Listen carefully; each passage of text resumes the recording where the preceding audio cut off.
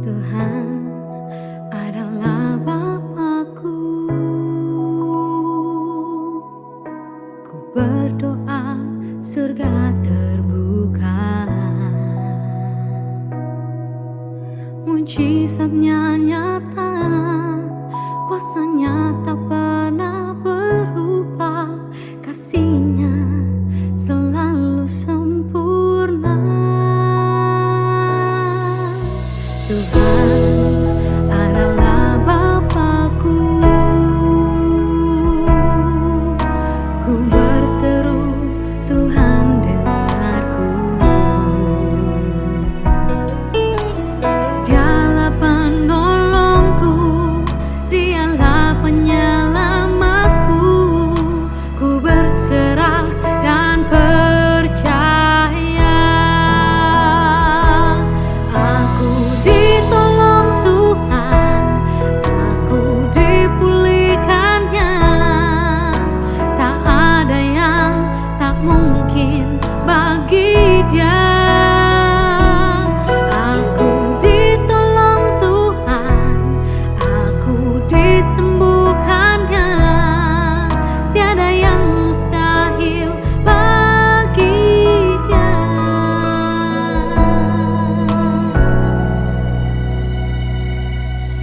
Tuhan adalah Bapakku. Ku berseru, Tuhan dengarku. Dialah penolongku, Dialah penyelamatku. Ku berserah dan percaya. Aku ditolong Tuhan, aku dipulihkannya. Tak ada yang tak mungkin bagi Dia. Aku ditolong Tuhan, aku disembuhkannya. Tiada yang mustahil bagi Dia. Saat aku berdoa dalam nama Yesus, kuasanya bekerja dalam nama Yesus. Aku disembuhkan, aku diberkati, aku terima mujizat dalam nama Yesus.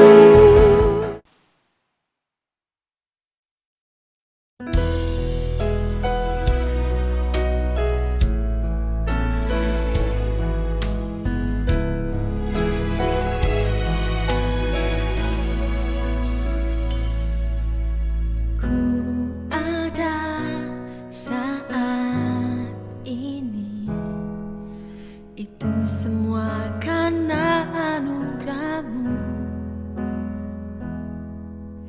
Ku hidup hari ini, itu semua karena kebaikan-Mu.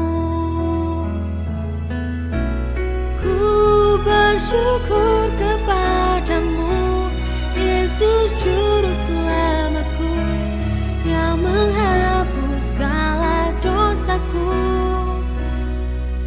Kini ku menjadi ciptaan yang baru di dalam-Mu, untuk memuliakan nama-Mu.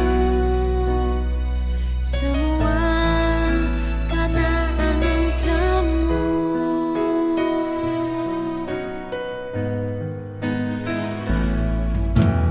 Ku ada saat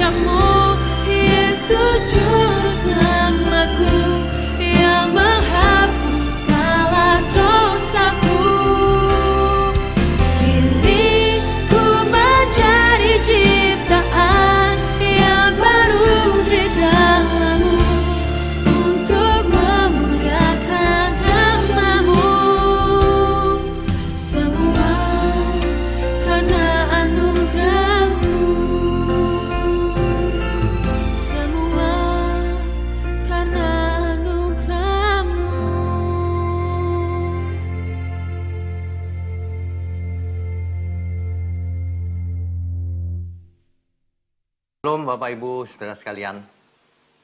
Pada kesempatan ini kita akan bicara soal apa arti kafir menurut Alkitab. Dan bagaimana sebenarnya, apakah boleh kita menganggap orang lain kafir dan sebagainya.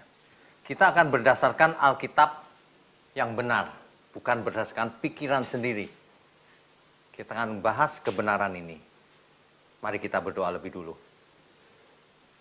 Bapa di surga, ajari kami untuk berpikir benar, berperasaan benar, seperti Tuhan Yesus. Untuk itu, sore ini kami mau belajar, benar-benar belajar. Pimpin setiap kami, cerahkan setiap kami. Pakai mulut hamba-Mu untuk menyampaikan kebenaran ini. Agar seluruh anak-anak Bapa di surga di bumi ini mengerti hal ini dan tidak berbuat salah. Terima kasih Bapa, hanya dalam nama Tuhan Yesus kami berdoa dan mengucap syukur. Amin. Bapak Ibu saudara sekalian, di dalam bahasa Ibrani ada istilah yang namanya goyim. Dan goyim ini sering diterjemahkan menjadi kafir. Apa sebenarnya? Kalau kita lihat teks Ibrani goyim, goyim ini artinya sebenarnya hanyalah orang-orang atau bangsa-bangsa. Tidak ada hubungan dengan kafir sebenarnya. Itu teks makna dari teks asli ya. Dalam bahasa Yunani dipakai kata etne. Maksudnya ya orang-orang atau bangsa-bangsa aja begitu. Tidak ada pembedaan kafir dan non-kafir, tidak ada sebenarnya. Jadi sebenarnya kata ini tidak membeda-bedakan, bisa menunjuk kepada seluruh kaum di muka bumi. Tetapi di Perjanjian Lama, saudara, ini kita harus membaca teks secara sesuai konteks. Tetapi di Perjanjian Lama, kata goyim ini lebih menunjuk kepada bangsa lain, yaitu bangsa di luar Israel, non-Israel. Contohnya, Yesaya 9 ayat 1 misalnya ya, kita baca dulu contohnya Yesaya pasal 9 ayatnya yang pertama. Tetapi tidak selamanya akan ada kesuraman untuk negeri yang terimpit ini, itu. Kalau dahulu Tuhan merendahkan tanah-tanah Zebulon dan tanah Naftali, maka di kemudian hari Ia akan memuliakan jalan ke laut, daerah seberang sungai Yordan, wilayah bangsa-bangsa lain. Nah, bangsa lain, goyim. Ya. Atau Ulangan 15 ayat 6. Ulangan 15 ayat 6. Apabila Tuhan Allahmu memberkati engkau seperti yang dijanjikannya kepadamu, maka engkau akan memberi pinjaman kepada banyak bangsa. Tetapi engkau sendiri tidak akan meminta pinjaman. Engkau akan menguasai banyak bangsa, tetapi mereka tidak akan menguasai engkau. Nah, ini antara Israel dan banyak bangsa, goyim. Dan contoh-contoh lain lagi, ada banyak sekali di Alkitab. Kalau mengatakan goyim itu pada umumnya maksudnya adalah bangsa di luar Israel. Ya. Nah, kita tahu bahwa Allah mengadakan perjanjian dengan Abraham melalui Yakub. Sampai kepada Yakub maksudnya. Abraham, Ishak, Yakub. Aslinya Allah berjanji dengan Abraham. Lalu diteruskan kepada Ishak, diulang lagi kepada Yakub. Nah, di situ janjinya jelas, yaitu melalui keturunanmu semua kaum di muka bumi. Semua kaum itu konteksnya adalah goyim. Semua akan mendapatkan berkat. Nah, ini perlu digarisbawahi bahwa Allah sendiri memisahkan Israel dari bangsa lain. Karena bangsa Israel adalah umat pilihan. Ulangan 7 ayat 6-8 ya. Coba kita baca ya. Demikian firman Tuhan. Sebab engkaulah umat yang kudus bagi Tuhan Allahmu. Engkaulah yang dipilih oleh Tuhan Allahmu dari segala bangsa di atas muka bumi untuk menjadi umat kesayangannya. Bukan karena lebih banyak jumlahmu dari bangsa manapun juga, maka hati Tuhan terpikat olehmu dan memilih kamu. Bukankah kamu ini yang paling kecil dari segala bangsa? Jadi Tuhan memisahkan umat Israel sebagai umat pilihannya. Sedangkan umat segala bangsa bukan umat pilihan. Zaman itu. Ya, ingat baik-baik tuh. Jadi itulah sebabnya bangsa Israel merasa istimewa sebagai umat pilihan. Memang Tuhan memakai bangsa Israel memang sebagai umat pilihan, sebagai percontohan. Tapi nyatanya umat Israel juga nggak bisa jadi contoh. Kalau kita belajar perjanjian lama ya, umat Israel tidak jadi contoh sebagian besar. Bahkan sebagian besar binasa. Tuhan memakai Israel, Tuhan memberikan mereka tanah pusaka. Yaitu tanah Kanaan akan menjadi milik mereka. Gitu ya. Nah, dan Tuhan juga memberikan hukum untuk ditaati. Hukum apa? Hukum Taurat. Melalui Musa di Gunung Sinai. Nah, Goyim yang disebut bangsa-bangsa lain, itu di luar kriteria ini. Ini khusus Israel. Taurat itu hanya khusus untuk Israel. Jika bangsa lain ingin ikut serta melakukan Taurat, ia harus dibaptis dulu. Harus dibaptis, harus berubah hidupnya menjadi seperti orang Israel. Meninggalkan ciri khas lamanya. Itu kisahnya begitu. Nah, ini menjadi masalah memang. Dari awal sudah dibedakan umat pilihan dan umat non-pilihan. Tapi kita perlu tahu maksud sebenarnya apa. Sebenarnya bangsa lain pun juga akan diberkati. Cuma melalui keturunan Abraham, begitu aja. Sedangkan keturunan Abraham secara genetik juga belum tentu selamat. Jadi masalahnya bukan goyim atau non-goyim, bukan. Ya. Oke. Nah, di Kejadian 12 ayat 3, coba kita baca ya.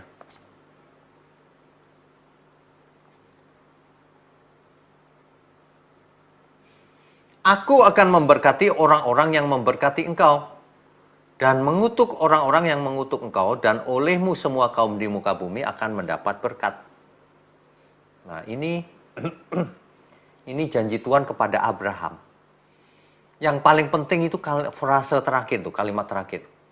Dan olehmu semua kaum di muka bumi akan mendapat berkat. Semua kaum loh, nggak ada goyim non-goyim, nggak ada. Aslinya begitu janji Tuhan. Ya. Itulah yang disampaikan oleh Tuhan Yesus dalam Yohanes 4 ayat 22. Yohanes pasal 4 ayat 22. Kamu menyembah apa yang tidak kamu kenal. Kami menyembah apa yang kami kenal. Sebab keselamatan datang dari bangsa Yahudi. Ini maksudnya bukan bangsa Yahudi pasti selamat. Bukan. Ini maksudnya juru selamat lahir dari bangsa Yahudi. Tuhan pilih orang Israel untuk melahirkan Mesias. Ini sebenarnya meneguhkan janji Allah kepada Abraham. Bahwa keselamatan datang atau juru selamat datang dari bangsa Yahudi. Begitu, saudara. Ya. Nah, orang-orang yang mengatai orang lain kafir atau apapun, itu dihukum Tuhan loh. Jadi jangan sembarangan bicara dengan mulutmu. Ya. Dahulu Musa dan Harun, Bilangan 20 ayat 10. Bilangan pasal 20 ayat 10. Saya bacakan ya. Ketika Musa dan Harun telah mengumpulkan jemaah itu di depan bukit batu itu, berkatalah ia kepada mereka, dengarlah kepadaku, hai orang-orang durhaka. Apakah kami harus mengeluarkan air bagimu dari bukit batu ini? Ini Musa berkata kepada umat Israel ketika itu. Ngata-ngatain umat Israel, hai orang-orang durhaka. Durhaka ini di dalam teks asli dipakai kata morim. Orang-orang durhaka, morim. Akar katanya marah. Artinya adalah pemberontak. Musa dan Harun ngata-ngatain umatnya pemberontak, morim. Akibatnya, Tuhan tidak suka, Tuhan marah. Akibatnya apa? Akibatnya Musa dan Harun tidak diperbolehkan masuk ke tanah perjanjian. Itu akibatnya. Ya. Nah, sedangkan Tuhan sendiri berkata jelas sekali itu. Di ayat Matius 5 ayat 22. Ini adalah kata-kata Tuhan Yesus sendiri. Tetapi aku berkata kepadamu, setiap orang yang marah terhadap saudaranya harus dihukum. Siapa yang berkata kepada saudaranya kafir, harus dihadapkan ke mahkamah agama. Dan siapa yang berkata jahil, harus diserahkan ke dalam neraka yang menyala-nyala. Ini perkataan Tuhan sendiri. Jadi kalau sekarang ada di antara kita yang suka ngatain orang lain kafir, dia nanti dibuang ke neraka. Pasti. Manusia yang tidak tahu diri itu begitu, menghakimi sesamanya. Berani mengata-ngatai sesamanya kafir. Itu artinya hatinya penuh kebencian, supaya sesamanya itu masuk neraka. Dialah yang akan masuk neraka. Ini Tuhan Yesus yang mengajar. Kamu ngata-ngatain jahil, dibuang ke neraka juga. Kamu membenci saudaramu, dibuang ke neraka juga. Jadi kalau hari ini banyak orang ngatain seseorang kafir, dialah yang akan ke neraka. Itu artinya hatinya busuk. Tidak mengasihi sesamanya. Perhatikan saja matanya orang yang mengatai orang lain kafir. Pasti matanya penuh kebencian. Ya. Heran, jadi manusia kok senang kalau orang lain masuk neraka. Mestinya kebalik logikanya. Kalau kita melihat orang lain tidak selamat, kita sedih.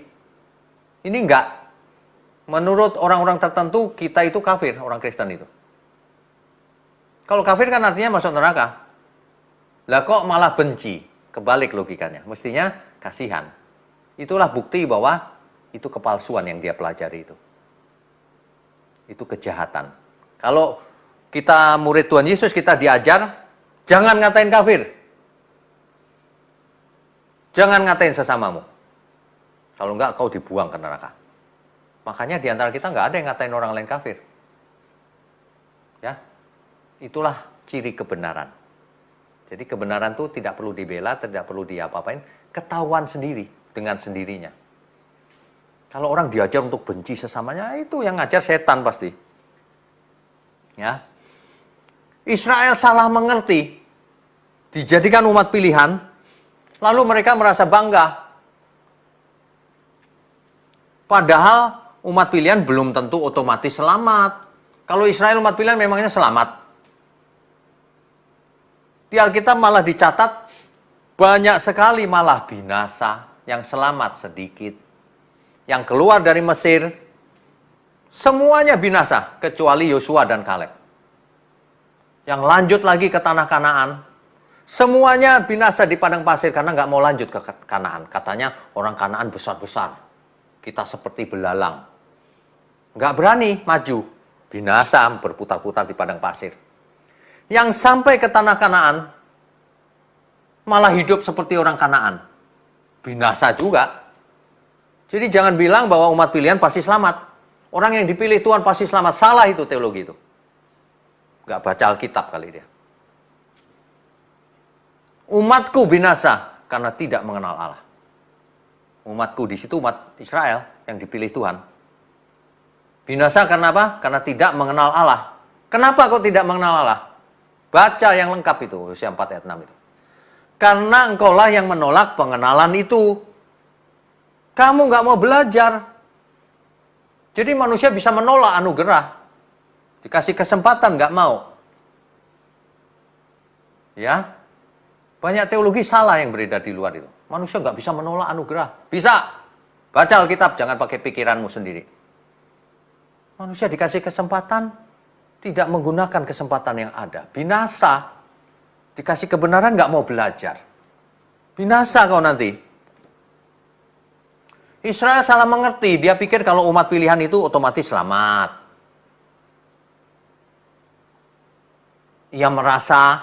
Mereka merasa Tuhan mengasihi dia. Bangsa lain nggak dikasihi. Bangsa lain digoyim-goyimkan, dikafir-kafirkan.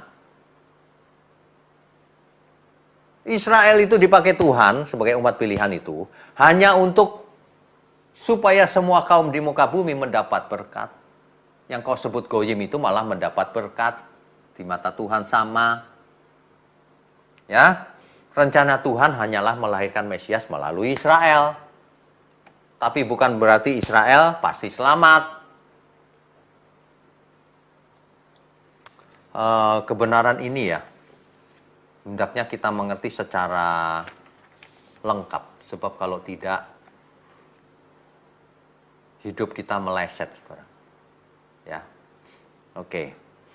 Di bait Allah, bangsa lain atau yang disebut goyim hanya diperbolehkan masuk ke pelatarannya. Ada diskriminasi. Jadi menghambat goyim masuk ke ruang kudus, apalagi ketemu ruang maha kudus. Tidak mungkin. Sedangkan orang Israel yang asli saja, yang ada di ruang kudus hanyalah imam. Yang boleh masuk ke ruang kudus hanyalah imam besar, itu pun setahun sekali. Jadi sistem perjanjian lama justru menjauhkan menjauhkan manusia dari Tuhan. Nggak bisa ketemu, mesti nitip imam kalau mempersembahkan sesuatu.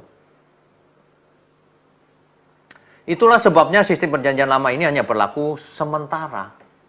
Taurat itu hanya berlaku sementara. Sampai kapan? Sampai masa kadaluarsanya. Kapan? Ketika Tuhan Yesus mati di kayu salib. Sebab Alkitab berkata dengan matinya Tuhan Yesus di kayu salib, Ia telah membatalkan hukum Taurat dengan segala perintah dan ketentuannya.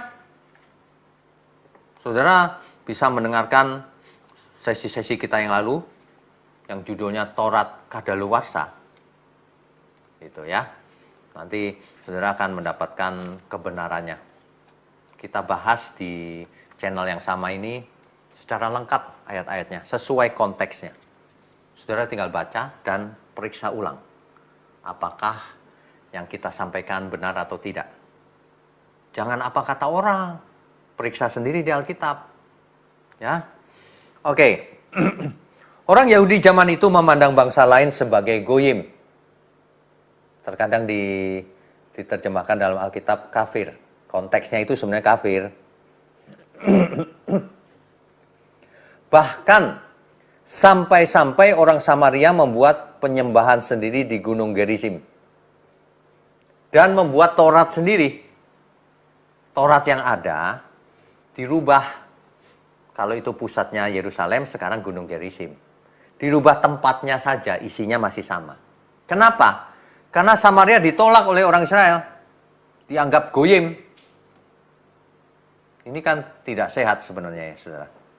Itu sebabnya Tuhan Yesus meluruskan akan hal ini.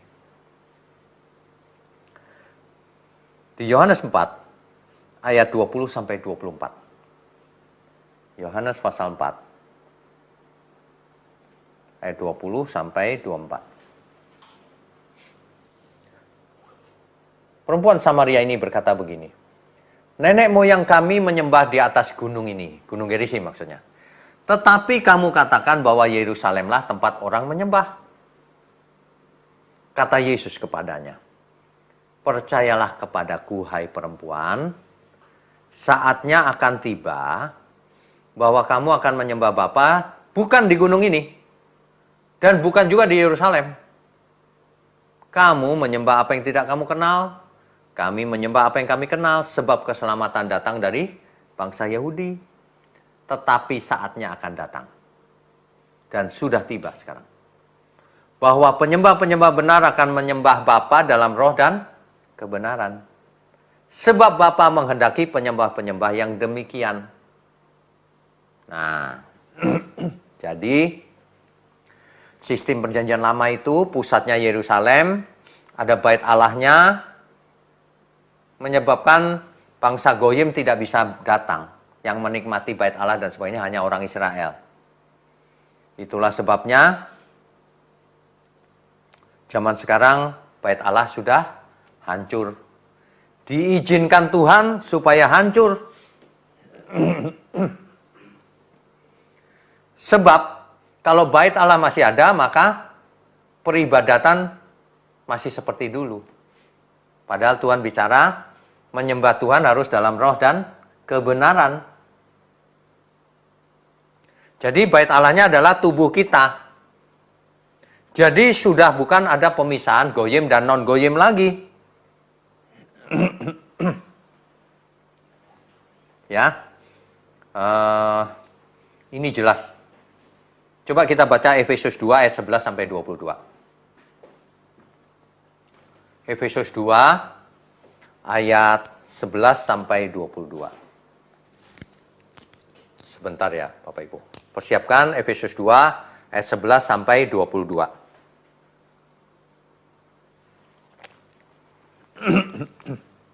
Ya.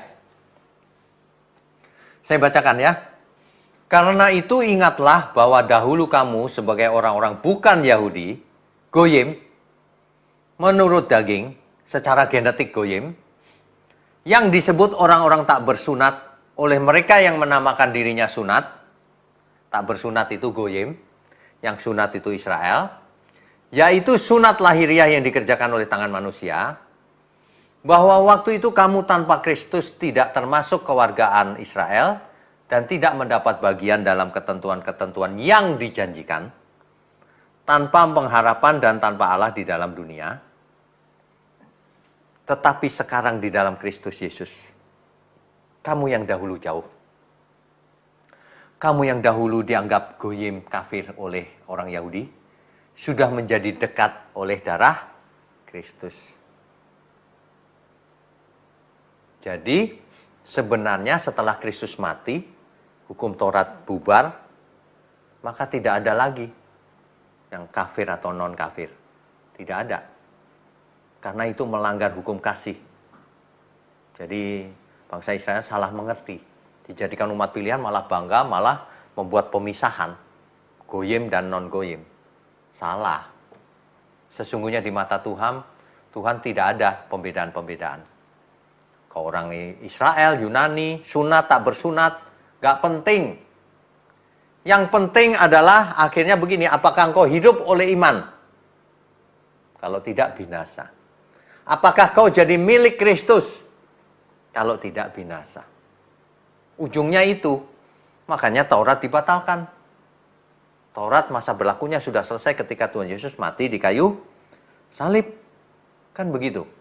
Dahulu sistem perjanjian lama Goyim non-Goyim menyebabkan orang Samaria membuat peribadatan sendiri di Gunung Gerizim.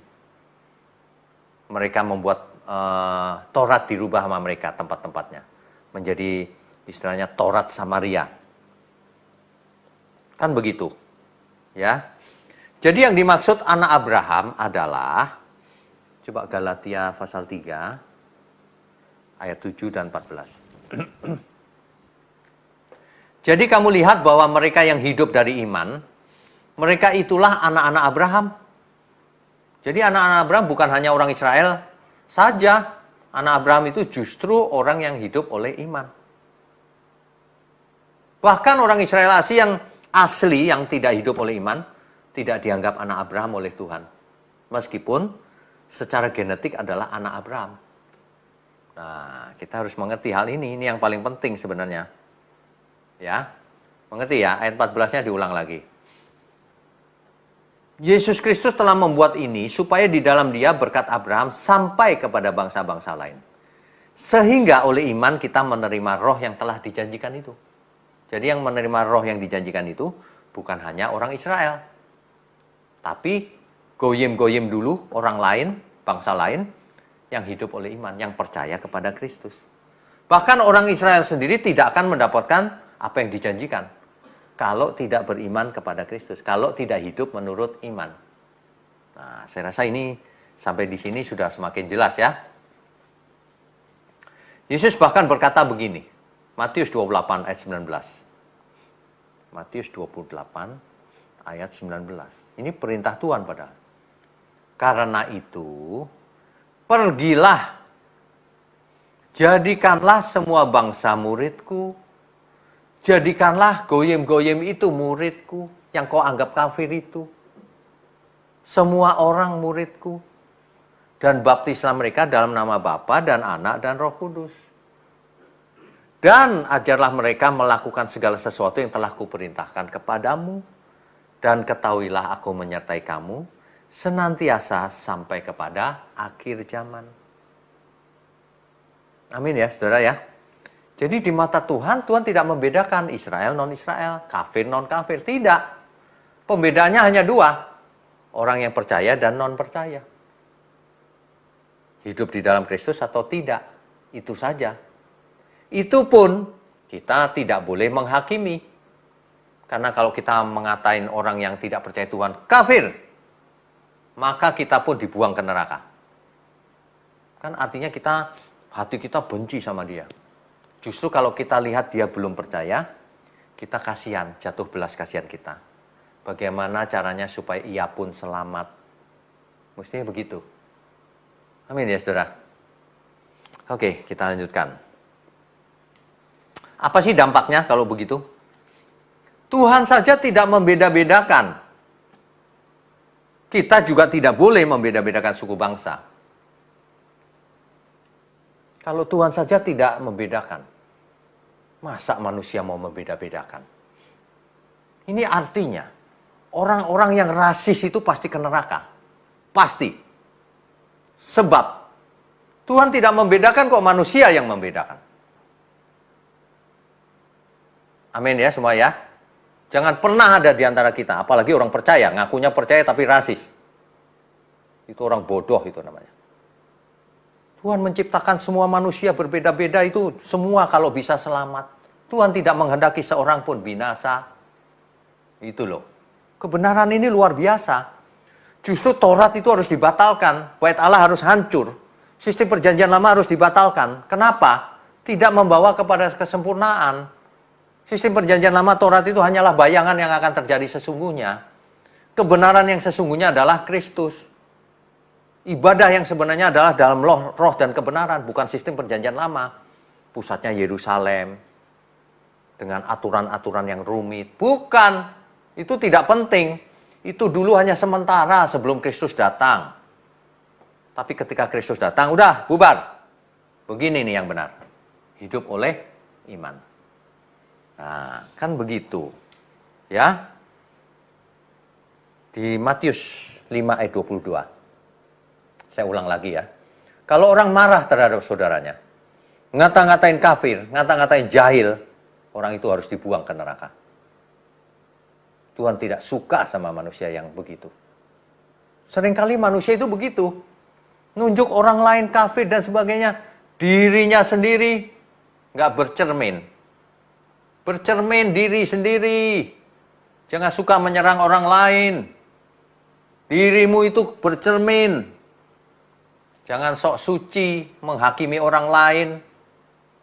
Kayak malaikat saja dirinya. Padahal lebih buruk daripada orang yang dikatain kafir atau apapun. Ya. Orang yang suka menghakimi sesamanya itu sebenarnya dirinya sendiri buruk pasti. Sebab kalau dirinya sendiri hidup kudus, tak bercacat, tak bercelah, dia justru nggak mau menghakimi. Dia justru kalau lihat orang yang belum selamat jatuh hati. Gimana ya supaya kita bisa memberkati dia. Begitu pikirannya. Bukan senang aku kalau dia masuk neraka. Kafir sih. Oh, bukan gitu. Itu setan itu. Saudara, kita harus bisa berpikir dan berperasaan seperti Tuhan. Jangan agamawi. Ahli Taurat dan orang Farisi itu dulu menguasai Alkitab loh. Kitab suci perjanjian lama. Hafal mereka bahkan. Tapi mereka hatinya nggak bersih. Ketika melihat Tuhan Yesus malah mau membunuh. Padahal di kitab Taurat, di Hukumnya dilarang membunuh. Mereka malah merencanakan pembunuhan terhadap Tuhan Yesus. Lebih parahnya lagi, ketika Tuhan Yesus bangkit, mereka panggil para penjaga kubur, dibayar, disuap oleh imam-imam kepala. Bayangin, imam kepala loh itu. Disuap untuk mengabarkan berita bohong, hoax, bahwa Tuhan tidak bangkit. Tapi mayatnya dicuri oleh murid-muridnya. Coba bayangkan. Orang yang agamawi itu lama-lama justru meleset pun dia nggak berasa. Jahat juga tidak berasa dia. Itulah orang-orang yang agamawi. Di Kisah Rasul 1 ayat 8, itu dijelaskan sekali lagi. Kisah Rasul 1 ayat 8. Bahwa Tuhan memperhatikan semua goyim, semua manusia, semua umat manusia, seluruh bangsa. Saya bacakan ya. Tetapi kamu akan menerima kuasa kalau Roh Kudus turun ke atas kamu. Dan kamu akan menjadi saksiku di Yerusalem. Ingat nih, Yerusalem. Dan di seluruh Yudea, mulai meluas. Dan Samaria, dan sampai ke ujung bumi. Sampai ke seluruh bumi maksudnya. Jadi Tuhan ingin menjadikan murid semua umat. Tidak ada goyim, non-goyim, kafir, non-kafir. Nggak ada. Yunani, non-Yunani, Yunani, Ibrani, sunat, tidak bersunat. Nggak ada lagi. Tuhan ingin semuanya menjadi satu di dalam kebenaran, di dalam Tuhan. Menjadi anak-anak Allah. Mengerti ya? Jadi mulai sekarang, saudara jangan suka membanggakan perjanjian lama atau umat Israel. Salah itu. Itu adalah bayangan yang akan terjadi. Kita harus hidup di perjanjian baru. Perjanjian lama penting, sebagai latar belakang kita harus belajar juga. Tapi jangan berhenti di perjanjian lama. Hikmatnya perjanjian lama nggak ada apa-apanya dibandingkan hikmatnya Tuhan Yesus. Belajarlah langsung kepada Tuhan. Amin ya, semua ya. Ya. Jadi, oke, Bapak Ibu saya sarankan untuk mendengarkan juga Taurat Kadaluwarsa, temanya itu. Itu beberapa waktu yang lalu di channel yang sama, truth.id ya.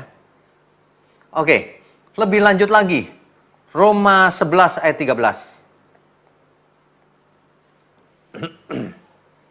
Rupanya Rasul Paulus dipanggil untuk menginjil kepada goyim. Nah, ini merupakan bukti juga bahwa Tuhan mengasihi semua orang. Ya. Atau dalam bahasa Inggrisnya Gentiles, non-Israel maksudnya. Roma 11 ayat 13. Aku berkata kepadamu, hai bangsa-bangsa bukan Yahudi, justru karena aku adalah rasul untuk bangsa-bangsa yang bukan Yahudi, aku menganggap hal itu kemuliaan pelayananku. Kalau Petrus maunya sesama Yahudi, Petrus masih fanatik. Dia pikir Tuhan hanya sayang bangsa Yahudi saja. Petrus. Tapi Rasul Paulus, makanya Tuhan pakai Rasul Paulus untuk bangsa bukan Yahudi. Untuk menyelamatkan mereka. Jadi,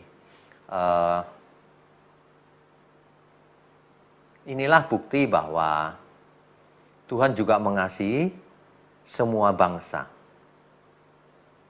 Rasul Paulus benar-benar menginjil ke goyim, Gentiles, ke orang-orang yang dianggap kafir oleh orang Israel. Artinya bangsa di luar Israel ya. Bahkan kalau kita teliti di perjanjian lama, ada pribadi-pribadi yang goyim, yang dipakai Tuhan untuk melahirkan Mesias. Coba saudara, Rut, itu siapa Rut? Memangnya orang Israel? Bukan, perempuan Moab. Ayub dari mana? Ayub dari tanah Us. Dari timur. Di mana itu? Tidak tahu. Tidak pasti. Ya, di timur yang namanya tanah Us. Kemudian dalam silsilahnya Tuhan Yesus juga jelas kok ada yang namanya Tamar. Ada Rahab, yang non-Israel. Ada Ruth tadi sudah ya. Ada istri Uria, Batseba. Kalau Uria adalah orang Het, kemungkinan istrinya bukan orang Israel. Batseba itu. Ya. Lalu ada orang Majus dari timur. Bayangkan, orang Yerusalem sendiri yang asli malah tidak menyambut Tuhan Yesus kelahirannya. Malah banyak orang yang dari jauh, orang Majus dari timur, itu kan dianggap goyim sebenarnya. Mereka lah yang pertama kali mempersembahkan mazmur kemenyan kepada Tuhan Yesus. Cornelius, perwira pasukan Roma, bertobat malahan. Kisah Rasul 10 ayat 1 sampai 43 itu. Titus, orang Yunani, bertobat. Galatia 2 ayat 3. Ya kan? Jadi kita harus harus terbuka pikiran kita. Jangan menjadi fanatik buta. Jangan seperti orang yang mabok agama. Ya. Nah, saya berharap kebenaran ini bisa didengar sampai ke ujung bumi dan saudara terbuka pola pikirnya. Sehingga terjadi pembaharuan akal budi. Sehingga kita bisa mempersembahkan seluruh hidup kita dengan benar. Hidup yang kudus, tak bercacat, tak bercelah. Dan hidup yang berkenan bagi Tuhan. Yang tidak membeda-bedakan manusia. Karena Tuhan pun tidak membedakan. Yang tidak usah mengistimewakan orang Israel. Sama saja di hadapan Tuhan. Bisa binasa, bisa selamat. Ya. Jadi kesimpulannya begini ya. Dahulu di zaman Perjanjian Lama itu ada Goyim, ada Israel. Orang Israel adalah umat pilihan, Goyim dianggap bukan umat pilihan. Sehingga ini menimbulkan salah persepsi di kalangan Israel. Bahwa mereka bisa menganggap Goyim ini orang yang bukan istimewa. Yang istimewa adalah Israel. Salah pengertian semua. Padahal Tuhan memilih Israel sebagai umat pilihan. Itu tujuannya adalah untuk melahirkan Mesias. Bukan manusianya yang diistimewakan, bukan. Karena setiap orang tetap aja harus bertanggung jawab apa yang harus diperbuatnya. Apa yang telah diperbuatnya. Buktinya banyak orang Israel yang binasa di padang pasir. Di gurun. Karena melawan Tuhan. Ya. Sementara itu, Goyim belum tentu selamat, belum tentu binasa, tergantung juga. Hari ini kita adalah termasuk Goyim, kan bukan Israel. Goyim tapi dikasihi Tuhan. Tapi diampuni dosa kita karena kita percaya. Tapi kita akan selamat juga. Tapi kita disebut anak Abraham juga. Kalau hidup oleh iman. Meskipun bukan Israel. Ya. Lagi pula Taurat kan sudah tidak berlaku. Taurat berlaku sampai kematian Tuhan Yesus. Setelah itu, di sini adalah hukum kasih. Kan begitu ya. Sekali lagi, kita diingatkan bahwa Tuhan Yesus mengajar bahwa jika seseorang ngata-ngatain sesamanya kafir atau jahil, maka orang itu harus dibuang ke neraka. Ini sekaligus memperingatkan kita semua agar kita tidak suka ngata-ngatain orang. Justru kita harus jadi berkat. Justru kita harus mengasihi orang berdosa. Justru kitalah perpanjangan tangan Tuhan kepada seluruh bangsa di dunia. Tidak hanya Israel, semua bangsa. Ya. Supaya melalui kehidupan kita, semua orang mengenal keselamatan di dalam Tuhan Yesus. Itu tujuannya. Jadi Jangan ikut-ikutan ngatain orang kafir, bodoh kayak apa kayak. Jangan. Orang yang mengatakan orang lain sesuatu yang buruk itu pasti dibuang ke api kekal yang menyala-nyala. Ini Tuhan yang bicara. Kalau kamu marah terhadap saudaramu, kamu pasti dibuang ke api kekal. Tidak selamat maksudnya. Karena apa? Karena kita tidak punya hak untuk menghakimi sesama. Itu sebabnya kita tidak boleh menghakimi sesama. Hakimnya adalah Tuhan.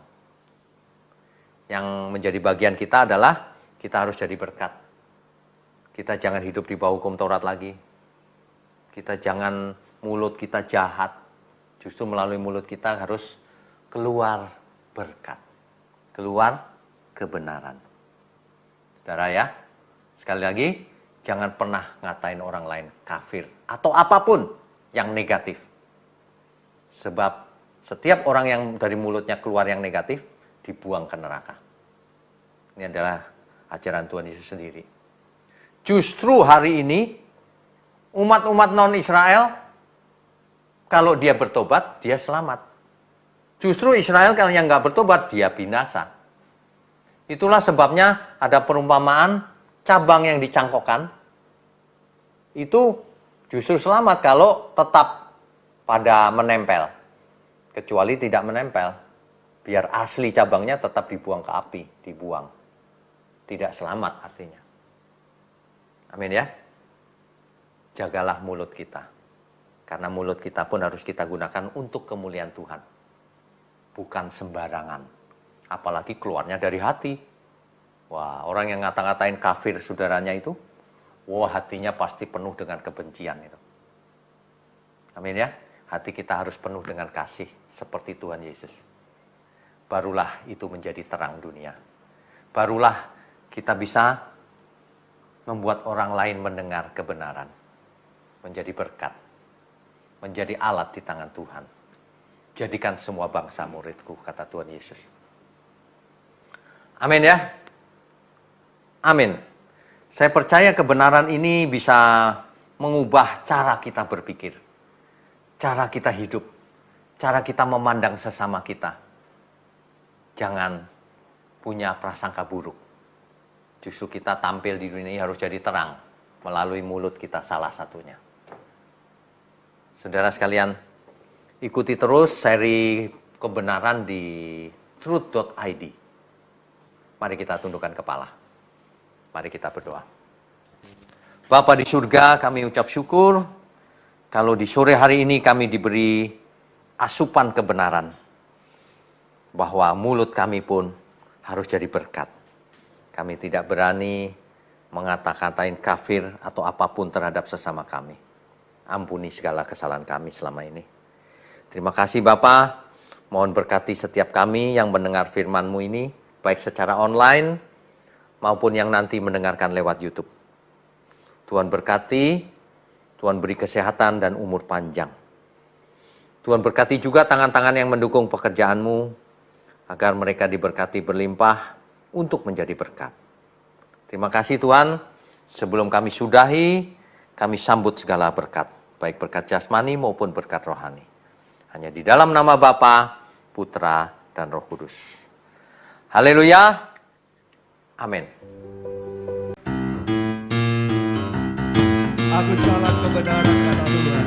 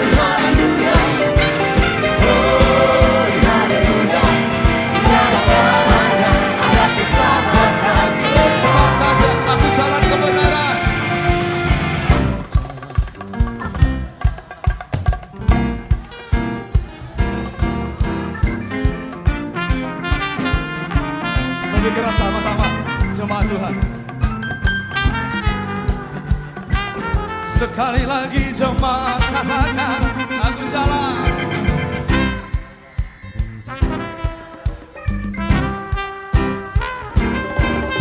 Itu yang Yesus katakan. Dalam namanya. Glory bersama-sama. Haleluya.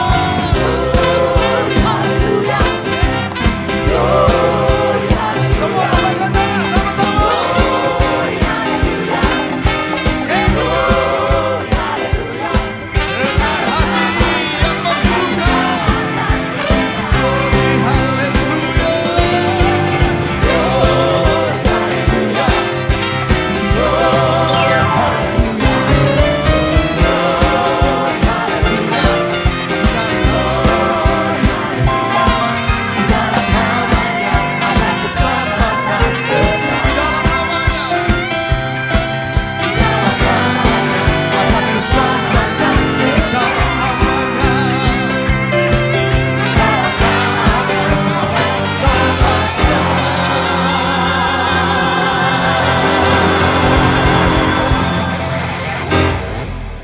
Mari sama-sama katakan kekal.